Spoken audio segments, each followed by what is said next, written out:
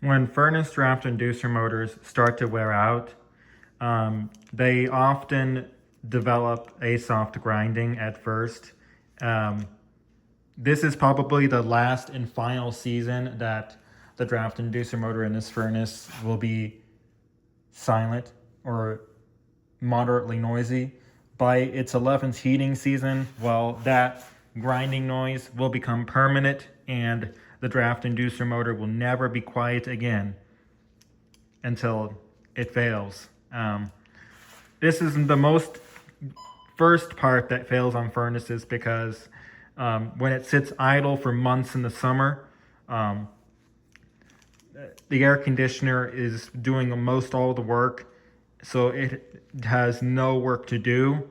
And like what I like to do basically sometimes is to test out the system in the summer before winter begins. But I'm not going to do that this year because, I'm taking safety precautions and shutting off the gas to the furnace for the summer and then turning it back on in the fall. So, you know, this season will actually be it.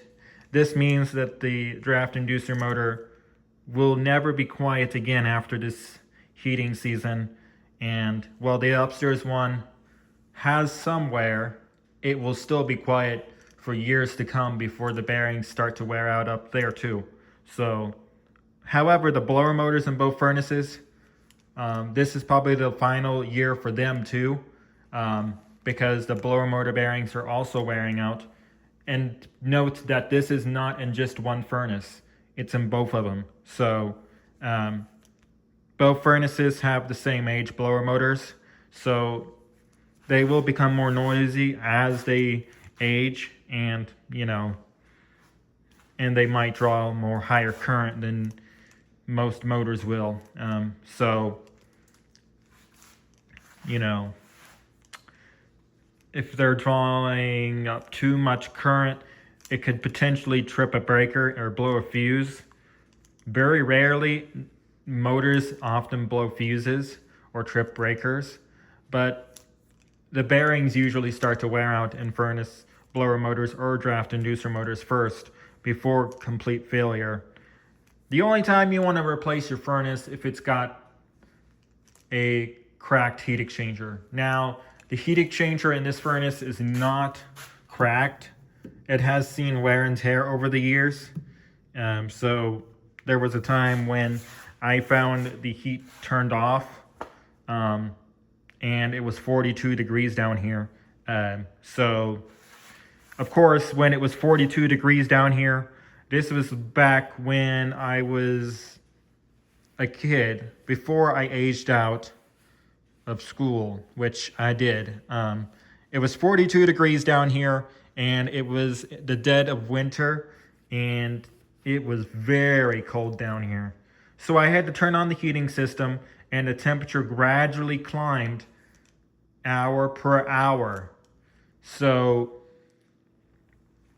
and once it reached 62, it turned off.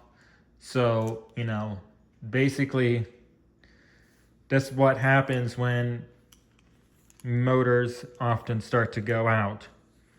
They become more noisy as they age, but basically that's that.